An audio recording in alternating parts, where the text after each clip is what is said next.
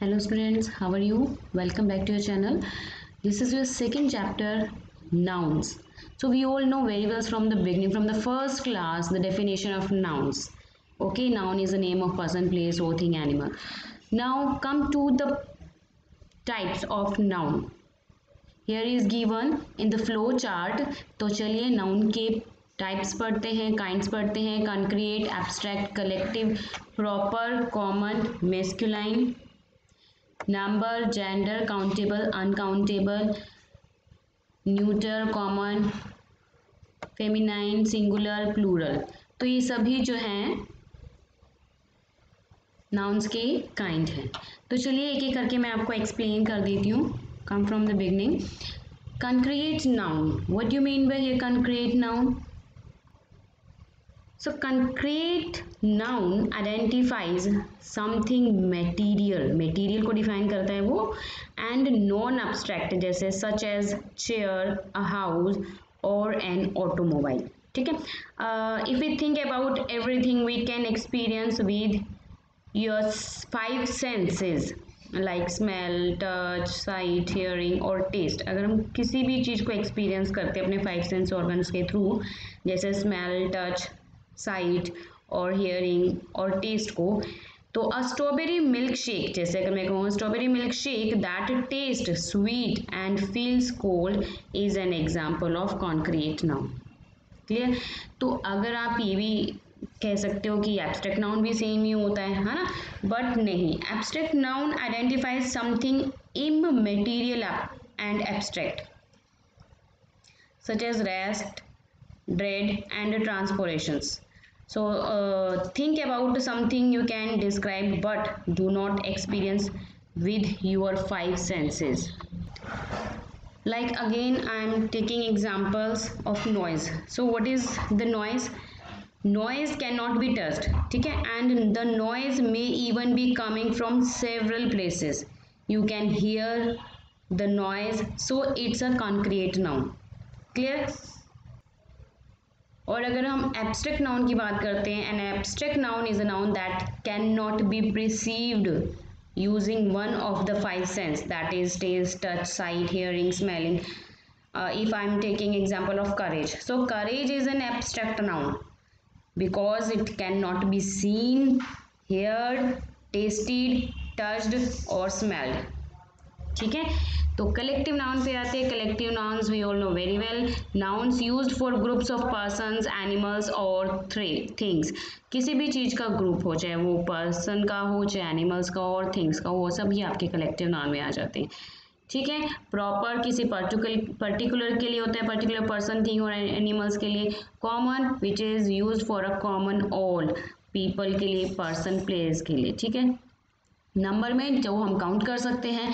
Gender आपको पता है, जेंडर में आपका मेस्कुलाइन आता है, बिलोंग्स टू दी मेल, और feminine belongs to the female. Neuter में आपका क्या हो जाता है, noun used for a thing that is neither masculine nor feminine. ठीक है, और कॉमन आपका which is used for a common, a noun used for either a male और अ फीमेल. क्लियर? अब उसके बाद आ जाइए काउंटेबल पे, which we can count, it is called a countable noun. और अनकाउंटेबल होते हैं जो हम काउंट नहीं कर सकते. अब काउंटेबल में भी होते हैं सिंगुलर, ठीक है, सिंगल होते हैं, और प्लूरल में बहुत सारे होते हैं. तो चलिए इसी की हेल्प से मैंने सभी डेफिनेशन आपको डिफाइन कर दी है, क्लियर कर दी है. तो आइए fill in the blanks with the correct words. So countable nouns are those that refers to something that can be counted. जो हम काउंट कर सकते हैं वो आपके काउंटेबल होते हैं. जो नहीं काउंट कर सकते, dash nouns denote things that cannot be counted. It means uncountable. Simple. Third आपका masculine gender आएगा because it denotes a male. Clear? Fourth आएगा it denotes female, means feminine gender, and which is used a word that refer to people, places or things in general में, which is used in general. Remember this point, in general we are using common noun. Clear? And abstract refers to the quality, action or a state. In seventh, common gender, that nouns denote both male or female are the common gender. In eighth, a noun that denotes just one person, place, animal or thing is a singular because we are talking here one person. In ninth, a proper noun is the name of a particular person, place, animals or things. ठीक है, proper means particular. In tenth, a noun that denotes more than one person, place, animals or things is plural because here we are talking about more than one, so it's a plural. Come to the next page. तो चलिए फटाफट से 11th करते हैं. Nouns that denote things that are neither male or nor female are the new or are of the neuter gender. ठीक है, जो आपका मेल से भी नहीं बिलोंग करता ना ही फीमेल से, वो आपका न्यूटर जेंडर आएगा. A collective noun refers to a group of person, animals or things spoken or of as a one whole. Now come to the C part. Underline the subject and circle the direct object and strike out the indirect object in these sentences. Subject we all know, ठीक है, किसी का name given है he, she, it, I, we, you, they. The door of the action is your subject. Clear? And indirect direct object क्या होता है? Which is used or affected by the action of the verb. It answer the question verb plus what. ठीक है, direct object होता है जिसमें आपका जो वर्ब होता है प्लस व्हाट, अगर आपको इसका आंसर मिलता है the answer the question verb plus what, it denotes to the direct object. Next is indirect object. क्या होता है? Indirect object is a person to whom something is given और for whom something is done. It's answer the question verb plus to for whom. अगर आपका जो है person ये किस चीज किसके लिए कर रहा है, ठीक है, ये काम जो है या किसको दे रहा है या किसके लिए कर रहा है, अगर आपको आंसर इसका मिलता है वर्ब प्लस टू के फॉर्म में या फॉर वूम किसके लिए, तो वो आपका होता है इनडायरेक्ट ऑब्जेक्ट. चलिए स्टार्ट करते हैं. फर्स्ट से Raman gave Nida a pen. तो रमन इट्स योर नेम, ठीक है, belongs to this subject. Simple है क्योंकि और सेंटेंस जब हम स्टार्ट करते हैं तो सबसे पहले आपका सब्जेक्ट ही आता है एफर्मेटिव सेंटेंस में, सिंपल सेंटेंस में, ठीक है. देन उसके बाद गेव आपका क्या है? यस, वर्ब है, ठीक है. वर्ब के साथ आप क्या आ रहा है? वर्ब प्लस निंदा. क्या है ये? आपका indirect object because another name is given here to whom या फॉर वूम, किसको, है ना, तो it's belongs to the indirect object. और उसके बाद आ जाइए अ पेन. हम यहाँ पे कौन से वर्ब को, वर्ब क्या काम कर रहा है, यहाँ पे वर्ब कर रहा है पेन का काम कर रहा है, ठीक है, पेन देने का काम कर रहा है, तो pen is your direct object. Clear? Second पे आइए. She bought her sister a skateboard. तो she is your subject and her sister again आपका इनडायरेक्ट ऑब्जेक्ट है, बता रहा है किसको, उसके सिस्टर को, her sister. And a skateboard, ठीक है, वर्ब जो है वो यहाँ पे क्या दे रहा है? वर्ब दे रहा है skateboard, so it's a skateboards your direct object. Clear? They went on holiday last week. तो they is your subject. Fourth, Deepu is your subject. Paper frog is your direct object. ऐसे ही सभी करेंगे. Fifth, Amrik आपका subject है. A dog आपका indirect object है और सम वाटर आपका डायरेक्ट ऑब्जेक्ट है. चलिए आगे बढ़ते हैं नाउन केस में. What do you mean by noun case or nominative case? When a noun or pronoun is used as a subject in a sentence, it is said to be in the nominative case. Nominative case belong करता है आपका pronoun से जो use होता है subject के रूप में आपके सेंटेंस में, ठीक है.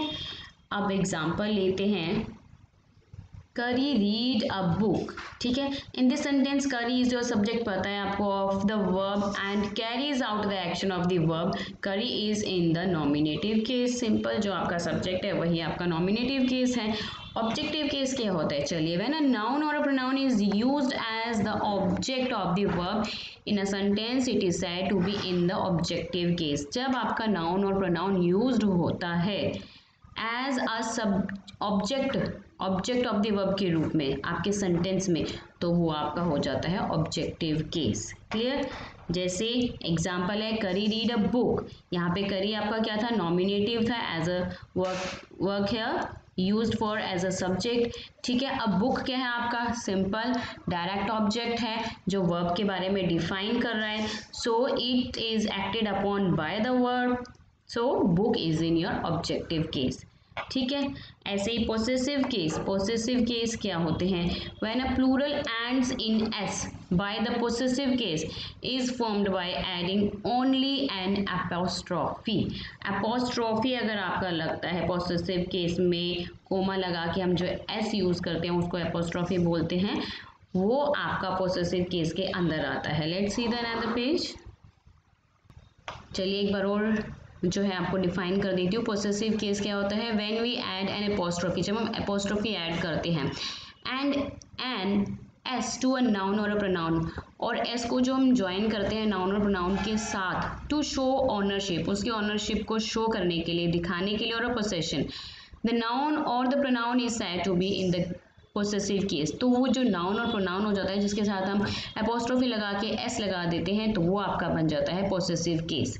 ठीक है, जैसे सिमेज स्कूल, सिमेज हाउस, एपोस्ट्रॉफी यूज किया हुआ है हमने, प्रिंसिपल स्पीच। ठीक है, आ जाइए अब लेट्स क्रैक इट एक्सरसाइज पे। फर्स्ट आपको गिवन फर्स्ट है identify the case of each underlined noun, write N for nominative, O for objective and P for possessive case. तो चलिए, आवाज आपका नाउन है, ठीक है, रेस आपका जो है ऑब्जेक्ट है, मीन्स ऑब्जेक्टिव और नॉमिनेटिव। सेकेंड में कारपेंटर आपका belongs to the noun nominative, and table belongs to the object for objective. Third में निमी आपका नाउन है और पिक्चर आपका ऑब्जेक्टिव है। Fourth, picture belongs to the objective. In fifth, father belongs to the nominative. And sixth, Sumedha's S है, apostrophe है, तो आपका पोसेसिव केस होगा, ध्यान रखना। ठीक है, सेवेंथ में shelf belongs to the noun, and in eight belongs to the nominative principal. Ninth में वुड आपका नॉमिनेटिव है, एंड टेंथ में टीचर आपका नॉमिनेटिव है। क्लियर? इसके बाद गिवन है नेक्स्ट आपका formation of nouns. Formation of nouns क्या है? फॉर्मेशन ऑफ नाउन्स में आपको क्या करना है कि हम नाउन्स को can be formed from both adjectives और एंड वर्ब्स। हम नाउन्स को किसी भी फॉर्म में चेंज कर सकते हैं, एडजेक्टिव में चेंज कर सकते हैं या वर्ब की फॉर्म में चेंज कर सकते हैं। So look at pairs of words given below. Courages, courages क्या है आपका, एडजेक्टिव है, ठीक है, एडजेक्टिव के फॉर्म में गिवन है। करेज क्या है आपका, सिंपल नाउन है। लव क्या है आपका, love belongs to the noun और laughter belongs to the adjective. ऐसे ही wise belongs to the adjective and wisdom belongs to the noun, और poor belongs to the adjective and poverty belongs to the noun. Clear? Act आपका belong करता है adjective से, और actor और action belong करता है आपका नाउन से। तो ये आपको थोड़ा बहुत वर्ड में क्या क्या चेंजेस हैं ये आपको याद करने पड़ेंगे। एडजेक्टिव्स को कैसे एडजेक्टिव, नाउन्स को कैसे एडजेक्टिव फॉर्म में कन्वर्ट कर सकते हैं। ठीक है, now come to the fill in the blanks nouns formed from the word given in the bracket. First में आपको मैनेज दिया है, तो अकॉर्डिंग टू द सेंटेंस आपका कौन सी फॉर्म में हो जाएगा, यस मैनेजमेंट की फॉर्म में हो जाएगा। Jog, jogger. Edit, editorial. Fourth, elect, his election to the post of managing director came as a surprise to all। ठीक है, तो नेक्स्ट वीडियो में हम जो है हाफ पोर्शन करते हैं इसका। अच्छा लगा तो प्लीज़ लाइक, शेयर और सब्सक्राइब भी कीजिए, और नेक्स्ट वीडियो में मिलते हैं इसके पेज नंबर 10 में, और जो अदर एक्सरसाइज है वो भी इस चैप्टर के करते हैं। So bye bye to all.